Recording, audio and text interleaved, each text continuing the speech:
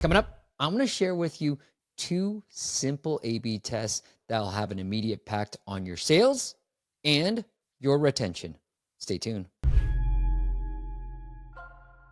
What is up, App Nation? It is Steve P. Young, founder of appmasters.com, the place you go when you want action-packed content related to helping you grow your app downloads and, more importantly, those revenues. And today, we've got some great content for you for some A/B tests that we've been running for our own apps. Joining me on this video is Akansha Burma. She's been leading our entire app portfolio, running a lot of different A/B tests, helping us launch new apps of our own and testing a lot of great things. So we like to call her Burma because that's where I'm originally from. I was born in Burma, Myanmar. So that's what I'll be calling her from here on out. But Burma, welcome to the show. Hey, Steve. Thank you so much for having me.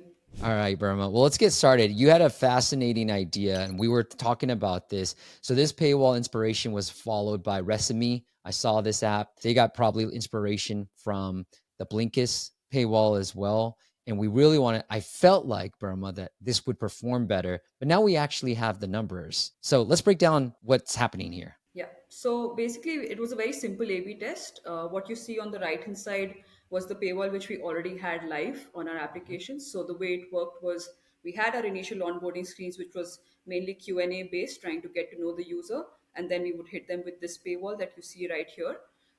It pretty much follows all the good practices that we have shared with our clients and even on the YouTube videos. But what we thought is to see if we can do a little bit better by priming the user a few steps beforehand, as you mentioned, gaining the inspiration from the Resmi app, but not completely replicating it. What we wanted to maintain was the good performing paywall that we already had, Yeah. but give the users a primer of what is about to come so that they expect the paywall coming. They know that they are going to get 7 days free from it, and also reassure them in some ways that you will be notified in case you wish to cancel. So Yep. that kind of gives more reassurance to the user and makes them more likely to sign up for the trial, which is exactly what we saw in our results as well.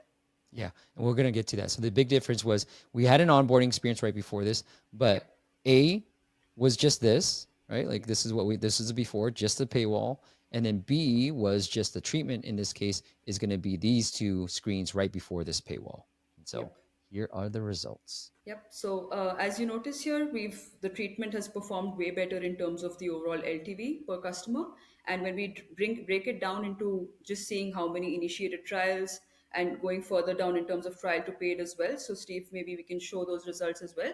So we've noticed that in each of those stages, we've seen improvement in terms of initial conversions, the trial to starts, as well as despite notifying the customers 2 days before the trial ending, we've seen improvement in the trial to paid conversions as well, which was surprising. To be very honest, initially we saw that this was not performing well. We gave it some more time and then we started seeing positive results there. That was a very good surprise for us. Yeah. And how long did we end up running this? Burma, This do was you about remember? 14 days. Yeah. Yeah. Yeah, we could have gave it more, but you see the Yeah. double, the initial trial activations based off those screens. And this one, this was horrible. Yeah. Like we were doing really bad. People were Yeah. canceling, but now Yeah. they're like, okay, we're not trying to, and it's almost like they feel better about us. Like we're being so That's right. transparent, we're being authentic, and we're not trying to scam the user. And so we're reminding them, hey, if you don't want to stay on, you don't have to. But here, when we didn't remind them, they were like, no, I'm going to cancel right away, just so I That's don't right. forget. Yep. I love it. Okay, let's get into the next interesting A/B test right here. Yeah. And so we have A versus B. And Burma, I'll set this one up because I came up with the idea for A, Yeah. right? And you came That's up with right. the idea for B. So I had this idea, hey, this is an app of ours that we launched, and I wanted to go back to nostalgia and like mimic the iPod, the original iPod, where you can spin this and then the frequencies would go up.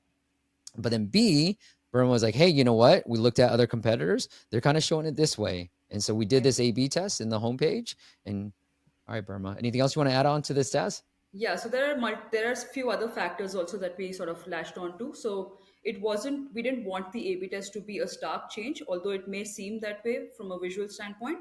But what we actually tried to do was maintain the existing frequencies that we already had in the app, but rejig it in a way where we're not creating more content, we're just simplifying it for the user by making it goal based. So as you can see now, instead of just going to a random frequency, the user who's coming for a purpose, especially if it's sleep focus, they know what they need. So we're just mapping the right frequencies to the right goals for the user. And one additional thing that we wanted to do also was to bring in an element of personalization. So we brought in the made for you section.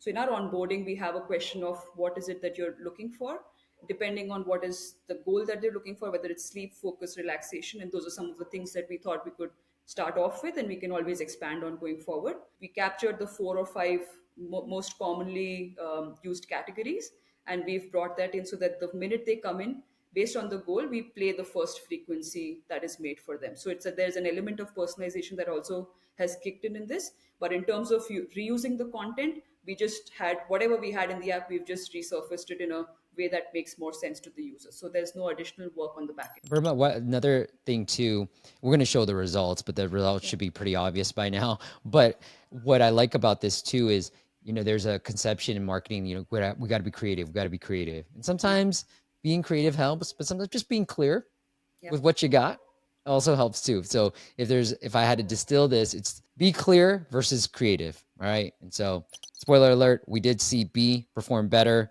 but here's the retention curve that Burma, you're able to pull up to. So we're still tracking this. So, but as you see, right after, so around April 20th is when we've released this, and post that is when we've started seeing this upward trend, which we're hoping will continue. So there are, of course, as always, there will be variations in retention, but we're seeing that it's trending upward, and we're hoping that that's going to translate into better revenues as we move forward as well. So engagement time per session slowly trending upwards as well, which is a good sign. More people are spending more time for each session, and that's helping us.